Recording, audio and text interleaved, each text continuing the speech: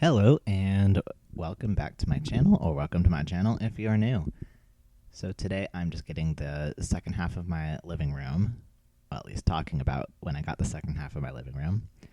And I'm starting out by spraying some pet stain remover on that chair because I guess my cat knew I was going to clean this room and decided to throw up on the chair. So, that's lovely. Anyway, I am so happy to be here with you guys. I'm feeling so many things the last couple days. I think there's just so much going on in my life that I'm just feeling like all the feels. Yesterday I was kind of in that state where, you feel like kind of restless, but also like trapped, like you can't do anything. I don't know. I think my cat is just growling in the background. She saw the other cat, so she's offended by his existence. Anyway, so I was in that like state of just, there's nothing I want to do that much, and nothing is satisfying. And it took a little bit to get out of that state. I think a lot of people try to like control their emotions, whereas I find it a lot more helpful, and I don't know, for me it's healthier to just kind of go with the emotion, but control the behavior and the response to that emotion. I don't know, it seems like when you try to control emotions you end up avoiding things, and I don't want to avoid my emotions. I want to know that I can handle them and deal with them in a healthy way. So yeah, I just kind of waited it out and tried to do things anyway, act the opposite. I think that's a good strategy, because we don't have to wait for motivation or for emotions to do something. We can just kind of do it. I know that's not possible for everyone, especially not all the time. But in this case, it was one of the strategies I pulled out from my toolbox and tried to, think of some fun things that I could do with my daughter, because it was the weekend yesterday. But there's that. And I don't know. And then today I'm also feeling very excited and anxious because I have potentially my first referral. Well, I have my first referral, potentially my first client for my private practice. So I'm very excited about that and meeting them. Hopefully it'll all work out. But I know even if it doesn't, it'll be okay. Either way, I'm going to get through it and it'll be okay. And, hopefully I can be helpful to them. That's always my goal. And I have clients is to be a help to them and help them improve their lives. Facilitate that for them. So I've got a lot that I want to get done today, but I was excited to get this done. This was the thing I was most motivated to do. So I'm starting with, talking with you guys and getting the audio done for this video and the editing. I was also thinking a lot about, obviously, Transformers, because, I think about that like 24/7. I was thinking about, in the comics, I really love the relationship between Chrome Dome and Rewind. And it just really speaks to me on, I don't know, on a level that I guess is personal. So, like, when I first started dating my husband, it kind of reminds me of that. I'll say, like, Chrome Dome really reminds me of me in the comics, at least in that More Than Meets the Eye series, because I haven't read all the comics, so I don't have all the background. But just to, like, in the way, like, when he comes on the scene, he's kind of in a really dark place. He's, really unhappy with his life. He's ready to die. And he meets Rewind, and from there he kind of gets this, like, will to live again. And it's entirely based on Rewind, which is very unhealthy, definitely. And I guess that's why it reminds me of, like, the start of my husband and my relationship, because I was in a very difficult place emotionally, mentally. And interesting thing about Rewind is like when they meet, and also throughout a lot of the series, but Rewind is like focused on finding out what happened to his ex. Oh, it's so cute seeing my kitty there. And he's kind of like hung up on finding out what happened, and whether his ex died or is still alive somewhere. He just really wants to know, what happened. And it wasn't the exact same situation, but I know when my husband and I first started dating, he would say things like, "Oh, I can only love you with like half a heart." And obviously that was very hurtful to me, but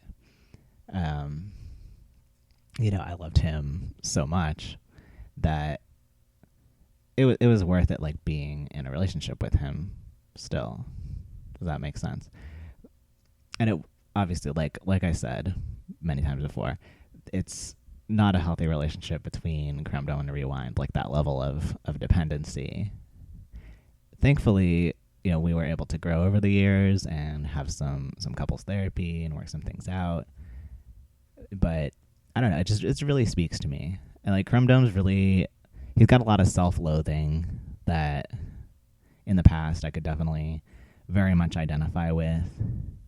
And he's not like very proud of the things he's done in his life. And he talks about like, he goes to like, help the cause with the Autobots is probably his motivation. So he wants to like help things be better, but he does it in a way that's harming him and putting him at risk of dying. And then Rewind's, also pretty unhealthy in his coping strategies. But the resolution of it, where toward the end, spoiler alert, but Rewind and Creme Dome find out what happened to Rewind's ex, and Creme Dome's like, okay, I'm ready to go offline, they call it, to make sure you guys can live happily ever after. And Rewind ends up choosing Creme Dome. And I don't know, that just meant so much to me. And unfortunately, the guy was damaged too much. The Rewind's ex was damaged too much.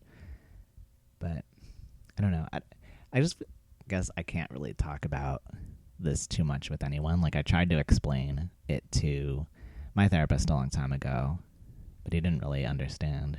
He was like, what? So the ex dies and that's the resolution, and that reminds me of your relationship? And I'm like, that's not the point. The point is that they ended up being more committed to each other, and I don't know, maybe Creme Dome stops hating himself so much, and there's kind of this resolution that they are together, and Creme Dome's not just a second choice. And that just meant a lot to me, I guess, because it's not really something I've gotten to process and talk a lot about, really. There's my Good Omens pillow. Good Omens is such a great series. I'm really excited for season 2, whenever that's coming out. But yeah, I don't know. I've spent a while talking about Creme Dome and Rewind, I guess, here. But they're just such a, I don't know, interesting couple, a good couple. It's funny because the other couple in that series, one of the other couples, Cyclonus and Tailgate, kind of reminds me of like teenager me, like me being Cyclonus, I guess.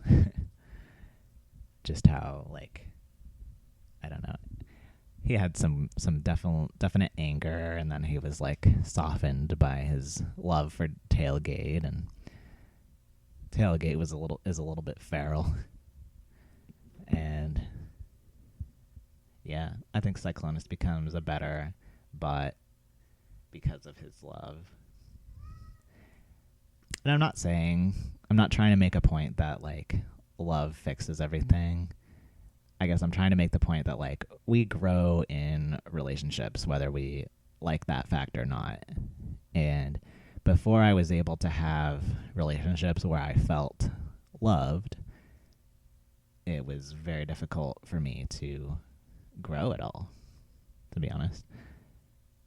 And unfortunately, a lot of that did come in the form of romantic relationships, which I know is not the best method to kind of use to grow, I would say. Because I definitely agree with all the stuff about, like, relationships are not meant to be rehabilitation, especially what seems to happen is, like, where women take on that role of rehabilitating men or whatever in hetero relationships. But I think also, like, really good friendships and therapeutic relationships, those are important as well. And I have been lucky in that I've grown from a lot of my relationships.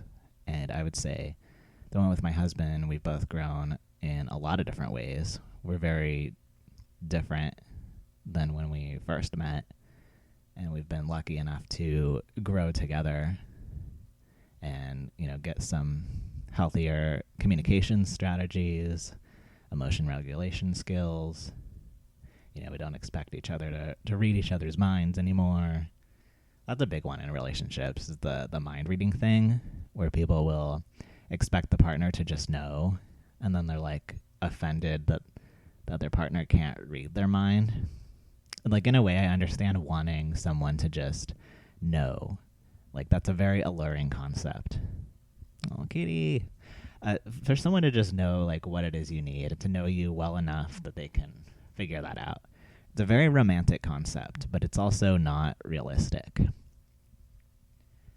I mean, how can someone do something for you or, give you what you need if you are not willing to say what it is? That's a pretty tall order. And I know our relationship improved a lot once we were able to just, like, say what we need instead of say to ourselves, they should know what we need. And that was a pretty big hurdle. Another thing I'm thinking about that's totally off topic, but I was thinking about how, like, neurotypicals seem to have this, like, urge or need to eat the same food and eat it together. And that always seemed, like, bizarre to me. I don't know if you're neurotypical or neurodivergent, but what are your thoughts on that? Because the way I see it as a probably neurodivergent person, never officially diagnosed, but probably. But anyway, I don't know. Like, the way I see it is people should enjoy the foods that they want to enjoy and eat what they want to eat, based on their preferences and dietary needs and restrictions and all that. I don't really understand the need to have the same food, first and foremost. Like, some parents seem, and some people seem, like, weirded out by parents that don't make their kids eat the exact same meals as them, or, like, when kids have to be fixed a separate meal. Like, I can understand feeling inconvenienced by it. Like, I guess it's not fun to make 2 whole meals, but also at the same time, like, I don't know, it doesn't seem like that big of a deal to me. Your kid is not you, so they're going to have different preferences, right? And it's not like let them eat whatever they want, but if they're, wanting something reasonable, I don't know. And it's not too hard to make. And this is coming from someone who doesn't like to spend a lot of time cooking most days just because I'm exhausted. If I'm not exhausted, I like cooking. But most days I'm pretty exhausted. And I just want to, like, dump things together. But I don't know. It's weird to me to expect everyone to eat the exact same meal. And to like coordinate something that all three of us like. I mean, it was easier when it was just me and my husband trying to figure out something the two of us like, but trying to figure out something the three of us enjoy, that's a challenge. There's not a lot of dishes. We don't get a lot of variety if we were to just go off of that.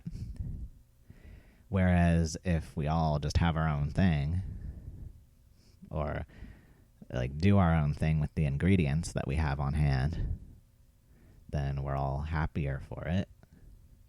I don't know. And maybe it's not even like a neurodivergent thing. Like maybe it's a autistic versus allistic thing. Who knows? But like, yeah, I think my husband has that urge. Like he wants to be eating the same thing and then have us all eat at the same time. And I don't know. What do you guys think about like what is the practical reason for that other than like the convenience and I don't know, not wanting to buy other things, I guess. I don't know. I don't quite understand that neurotypical thing. Plus, like, we all want to eat at different times. Like, we're not all synced up on our hunger. Like, for example, like, even when I make burgers out of turkey meat, like ground turkey, I'll make the turkey burgers, right? So I'll make like 2 patties, one for my husband, one for my daughter. And half the time, like, I don't want it in burger form. I don't eat buns anyway anymore when I'm making them. But, like, I want to, like, grind it up, make it more chopped up, I should say, and then, like, put it into a taco form or something. I don't see the big deal of that. Like, that's not a big change to me. And then, like, having everyone eat together, I don't know. That, to me, that's weird because even if I get everything ready at the same time, my husband is going to be taking way longer in the kitchen, I've found. And I don't know why, but he takes a really long time to prepare his plate. And I'm, like, so hungry by that time usually that, like, I don't like to wait. Otherwise, my food's going to get cold, and so I'll just eat, unless I am not hungry enough that I can wait. But I don't know. So, like, he'll take so long that I'm, like, 90% done eating by the time he finishes preparing his plate. No. It just seems, like, weird to... Plus, like, if we're all eating at the same time, I don't know. I don't like to talk when I eat either. Like, having conversations when you eat.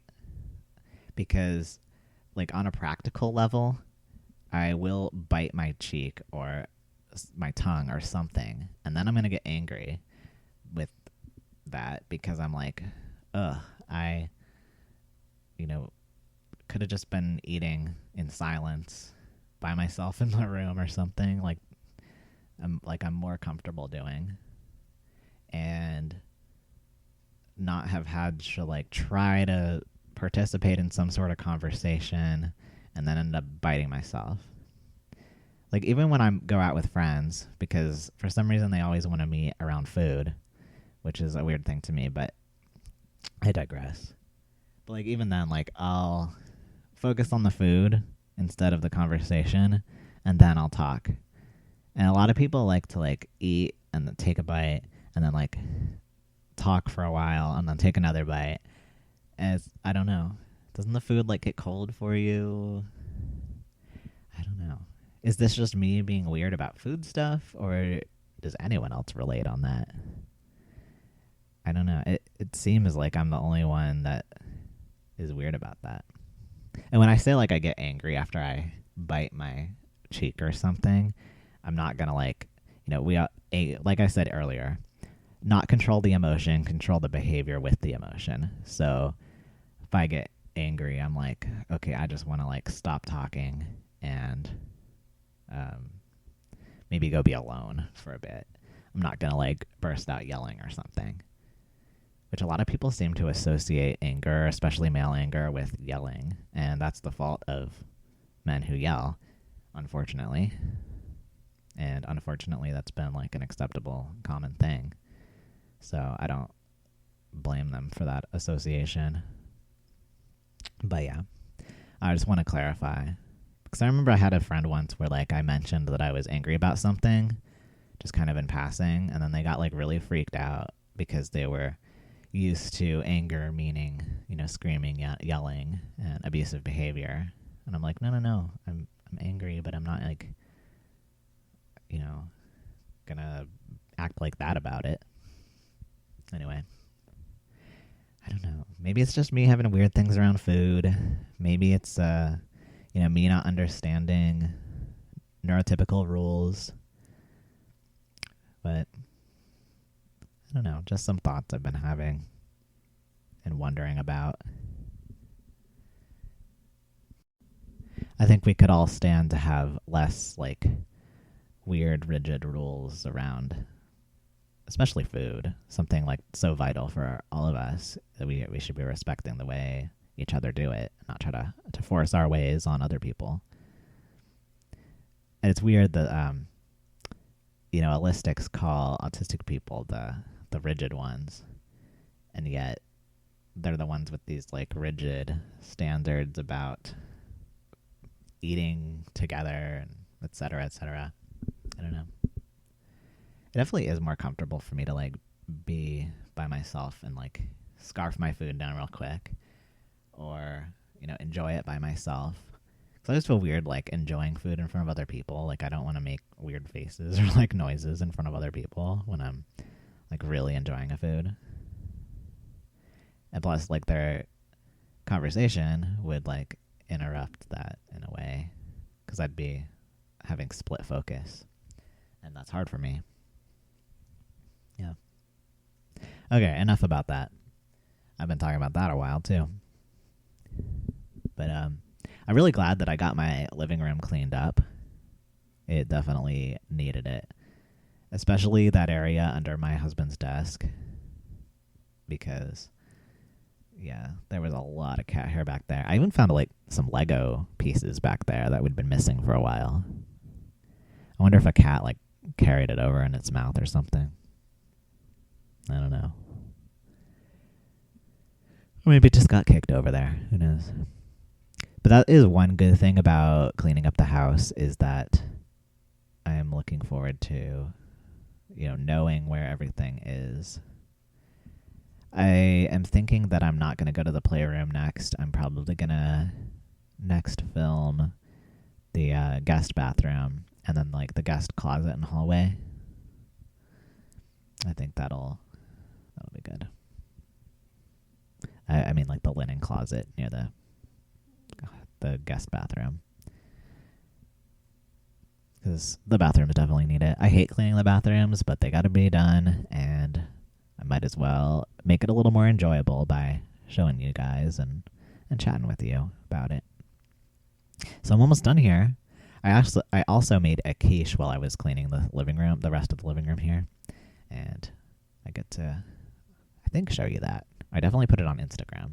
It didn't turn out like the prettiest, but you know what? It tastes good, so I don't have to care about prettiness.